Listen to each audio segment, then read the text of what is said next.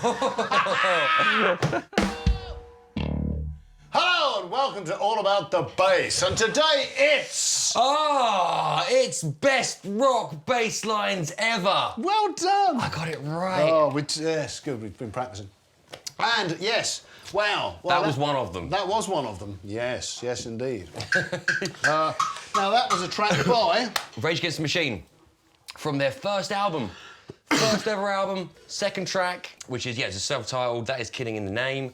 About 91 that came out. Was Massive it that long ago? tune. Yeah. Crikey. Yeah. So, and actually they're about to reform. We're filming this in 2019, but next year, 2020, they're back together. Oh, OK. There's a lot to shout about right now, right? Were you a big fan back in the day? Yeah, well, it was actually, I was 3 when that album came out. But when I got a little bit older... That's shocking. I was allowed to listen to it, and I wasn't much older. yeah. I might have been 4 or 5. Anyway, let's not worry about that. You're right, that's an amazing track. What makes that so amazing? It's Riffosaurus, isn't it? Just It's wall-to-wall riffs. It's riff crazy. All around that D kind of 7 majory, minory sound. Don't you get all technical on me? I won't get too technical. And you did it on a this beautiful Stingray because that's what he did it on, right? Yeah, absolutely. I mean, we were having a little look. I mean, it's quite funny. I've always known him as a Stingray player, but say you've always seen him with a jazz bass. Well, I'll say always. When I looked last night at about midnight. yeah. But I think I've always seen that as mostly if it just records with a Stingray, you can hear on that track as well. It's got that Stingray characteristic. Anyway, yeah. It's got all the top end and the ultra clean Uber. Yeah, real precise. I mean, real punchy on the high end as well. But and EQ wise, there's not much that we've done differently apart from trying to scoop out really a little bit of the mids on this amp here. Okay. I've got a little bit of a contour and it sort of accentuated the bass a little bit. He uses a 2 pickup Stingray, but I mean, I'm just hearing as we go through the track, that was a bridge pickup. It was just straight back, as bright as possible. So that's what we're using here: bridge pickup, EQ flat on this, and Bob's your monkey, pretty much. Superb. Well, Timmy's your C. Timmy's your Comerford. Anyway, we must move on. So that's our first riff, Saurus. What's next? Let's show you.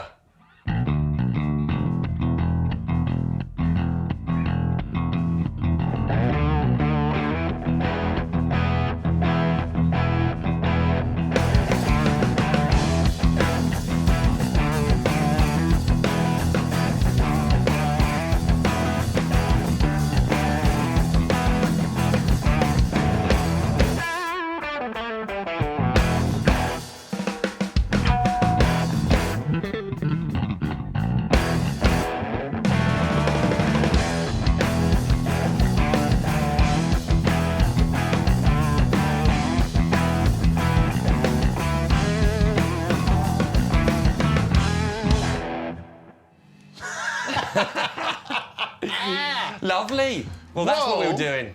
There we go. Now, there we go. We've gone from about 20 riffs in a song to 1.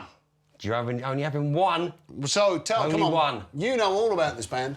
I do. I know a little bit about the band. So 1969, this track came out on Led Zeppelin 2, track 1, I believe. Have a check your discography. Look, you've got it all up your arm there. That should be the next one. Anyway. Whole Lot of Love. A Whole Lot of Love. Is the name of the song. Yes, absolutely. And the bass player, John Paul Jones. Who... Amazing player. Well, he's an amazing player, and he's certainly not underrated, because anybody who knows him knows what a great player he is. Yeah. He probably doesn't have as much exposure as some other bass players. Absolutely. Yeah, definitely. But what he was this guy... doing was incredible. When you get into this guy's playing, it's really something else. You know? Beastly. And I think we'll be looking at him in a further edition of Bass Legends. Yes. On All About the Bass. Check out the other series we're doing, definitely. Because there's a load of great lines that he's come up with. Yeah, absolutely. Yeah, too right. But anyway, this is obviously this is Whole Lot of Love. That was really interesting. So we're just going through how we actually played it. Instead of just chunking on the one note, you're literally building it up with an octave. Well, right? yes, just doing a little bit of research. Apparently, because there's a video of him on YouTube. Check it out, and he kind of tells you how he plays it, which is when he comes up with a D, he's actually playing that D and an open D at the same time. So he's going, and then octave E's.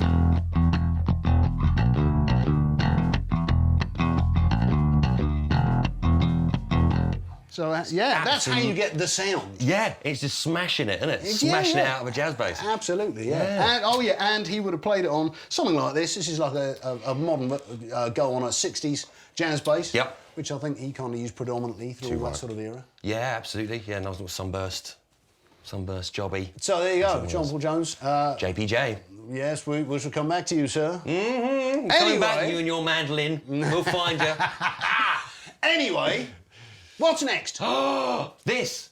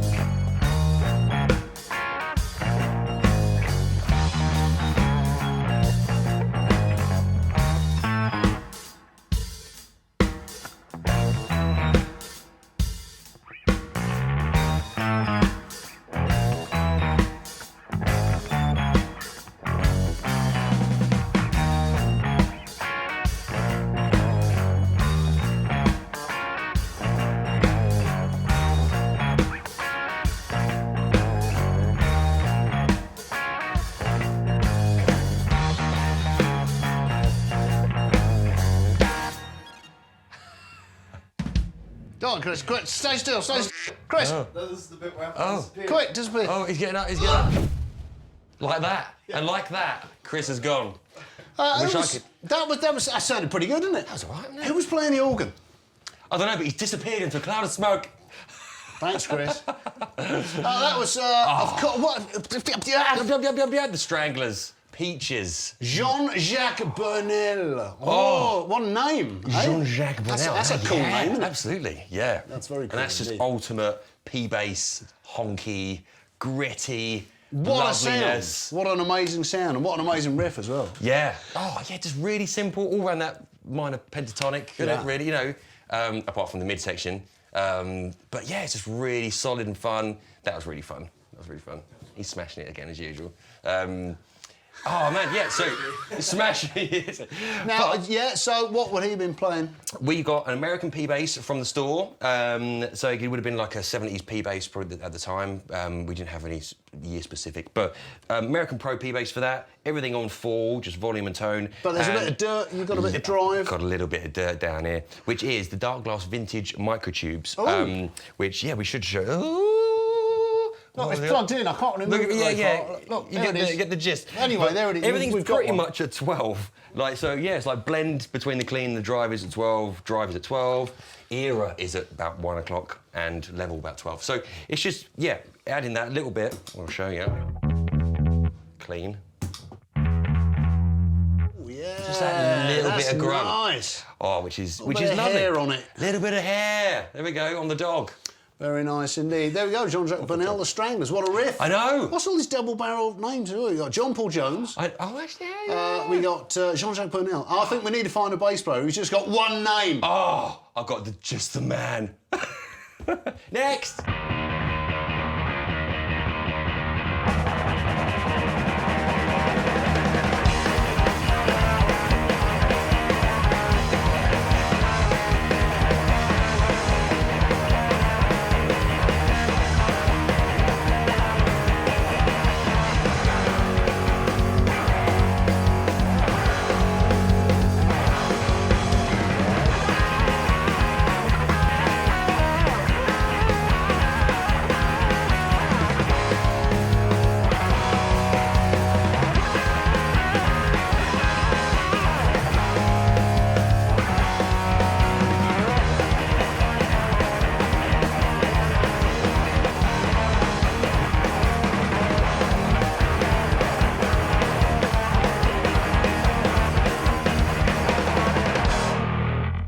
So there we go. And that was the Ace of Spades by Motorhead, played by, on the bass... The one and only Lemmy. Of course. Minster There you go. We wanted a man with one name, and there he is. Yes, good old Lemmy.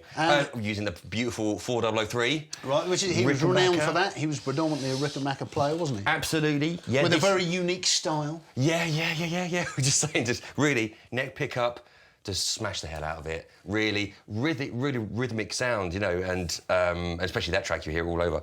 But this is more of a modern 4003. This is what's available. I was using the little push-pull vintage engaged thing. Oh, right, yeah. Just to give it a little bit more vintage. Well, it certainly sounded authentic. Yeah, we nearly got there. And you got a bit of dirt on it as well? Oh, yeah, absolutely. Yeah, we've got vintage microtubes from Dark Glass. I don't know if you Yeah, very nice. And you use that in the yeah, we're using the Peaches one, right? Straight. So, but it just got the thing. It got it right.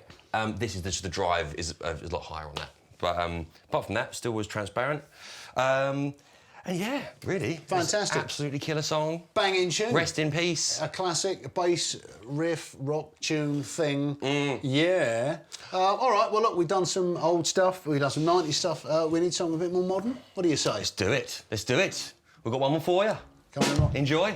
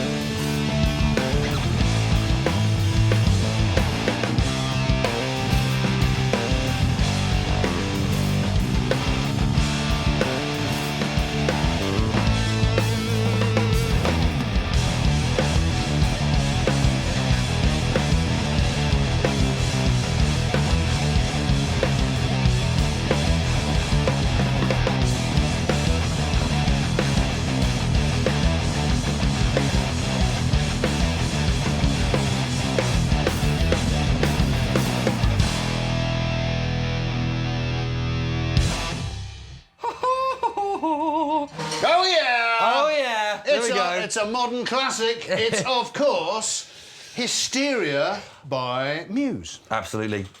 Featuring... the bass player. Chris Wolstenholme. There we go. Chris from Muse. Wolstenholme. He's the man that came up with that. And, it's a great thing. And also, he plays a Status. So I bought in my very own Status bass. Look at that. Which doesn't get many outings these days, but I thought...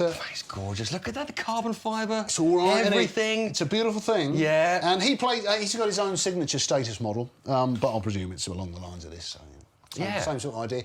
And, I think he plays mostly fours, doesn't he? But he's like fours and then whatever he's tuning to and stuff. But right. And a plethora of effects. Yes, I mean, obviously that, you know, we tried to get sort of near the sound on the record. I know it's not exactly the right sound, but we're sort of messing around with various overdrives, and we got the Electro Harmonix mono synth pedals in there somewhere. Yeah, but the Way Hughes Russian pickle. We got the Way Hughes Russian pickle as well. And the vintage microtubes. Yeah, just to get a little bit of a balance between, there's a high frequency fuzz and there's a low frequency fuzz, and then there's this it's not perfectly his sound, but you know, it's kind of the idea. We just want to get that vibe across. Yeah, absolutely. From the first note in it, you can just...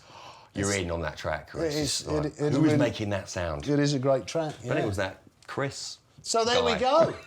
That just about rounds up our selection. Our 5 amazing best rock bass lines ever. But obviously these aren't. You know, this is not an exhaustive list. I think there are so many. 5 and I'm sure. Right, you're going to be telling us your favourites as well. So in the comments below, come on, tell us who you want to hear, because we're going to be doing some more of these. This is going to be a series, right? So we'll call this part 1, and then you let us know who you want to see us feature, and we'll do that on the next episode. And it doesn't have to be rock, obviously, as well. No, it does. No. Oh, it Well, does? this does. Well, this does. Well, yeah, This yeah, is but rock. equally you're thinking... No, we'll do some other stuff. We'll do some other. yeah, yeah. We'll do some other genres. Yeah. But this is just for rock, so we'll do some more rock stuff. Rock, please. You can't mix it up. No, fine. You can't mix up your rock and your disco. Wouldn't be right. But what if we did? No. Anyway, listen. I hope you've enjoyed it. I've been Nathan. I've been Lee.